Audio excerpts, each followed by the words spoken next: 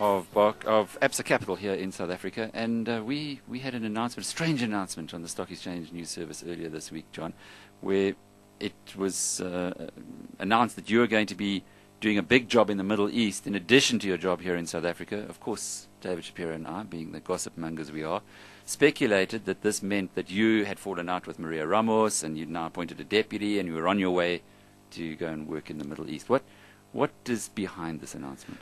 Alec, I'm delighted to say that Maria's asked me to remain on the Absa Group Exco, and I've committed to doing that for the foreseeable future. I continue to be fully responsible for Absa Capital. We've gotten to the point now in Absa Capital. I've got such a great senior team underneath me that I was able to say yes to Barclays coming along and saying, "Hey, you interested in adding the Middle East to your portfolio? You keep South Africa and the rest of Sub-Saharan Africa and add the Middle East to it." My commitment to Absa Capital and its success and its future success is as strong as it's ever been. But presumably the Middle East, being a 100% job for Barclays, must be quite a lot bigger than Barclays' interest in Absa Capital down here. Well, today, the size of the business in terms of what's generated there in the Middle East versus what's generated here in Sub-Saharan Africa, including South Africa, out of Absa Capital, are actually about similar sizes. Now, we still have aggressive growth plans for both of those businesses, both Absa Capital and for the Barclays businesses in the Middle East. So, look, I have an enormous amount of respect for all the people of Absa Capital and everything they've poured into the business over the last few years. I would never do anything or take on any responsibility that would put that in any danger. And I'm very confident that we have such a great team there that we can do this and not miss a step. John, did you throw your hat in the ring for the next CEO, or to become the next CEO of Absa, of the Absa Group? No. Why was that? It was never crossed my mind. I think I was quite busy and quite happy running Absa Capital and Absa Wealth here, and it just really never even came onto my radar screen to think of that. So you were seconded to South Africa by the Barclays team? I am seconded to South Africa. I was working at Barclays Capital in London, and then when the Barclays Absa deal happened in 2005, Steve Boyson and one of the senior people up in Barclays together offered me the job to come down and run what was then ACMB. Of course, Absa Corporate Merchant Bank, and we restructured that into and out of that Absa Capital was born. So I've been here almost 4 years now. But what that means is you're a Barclays man rather than an Absa man. You know, I don't like to think of it that way, Alec. Certainly people, to me, my responsibility when I'm in that job as the CEO of Absa Capital, as I've been for the past several years, my responsibility is to all of those Absa shareholders.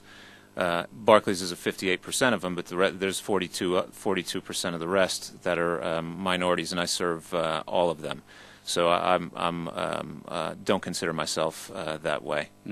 How long are you likely to be able to manage this job? And I ask this because you've now appointed a deputy CEO in Barclays, in Absa Capital for the first time. You know, Alec, the setup we've entered into here is actually a pretty common one within global investment banking circles.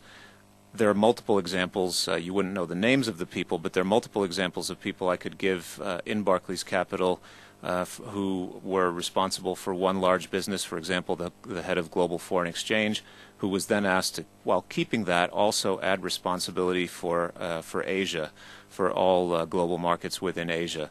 And you lever yourself up by having great people underneath you. You do have to spend a bit of time on airplanes, and you need a supportive family.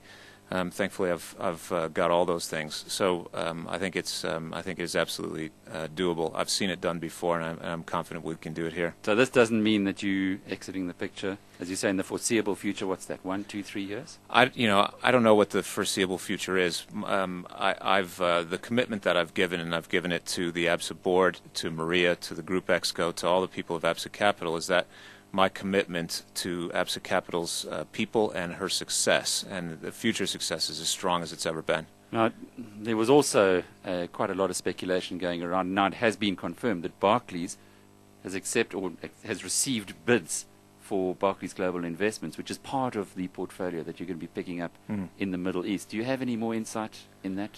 I don't have any insight other than what's available in the public domain. What I can tell you is that the role that I've just accepted in the Middle East comprises three businesses: Barclays Capital, which is investment banking; Barclays Wealth, which is private wealth management for ultra-high net worth individuals; and then Barclays Global Investors, which is the institutional asset management business. So one of those three businesses, depending on how this news turns out, will be could possibly be affected. So you might lose one of the legs on your chair, but it's still going to be stable with the other two. Absolutely. John Vitalo is the Chief Executive of Absa Capital, giving us some perhaps better insights into that rather strange SENS report that came out earlier this week.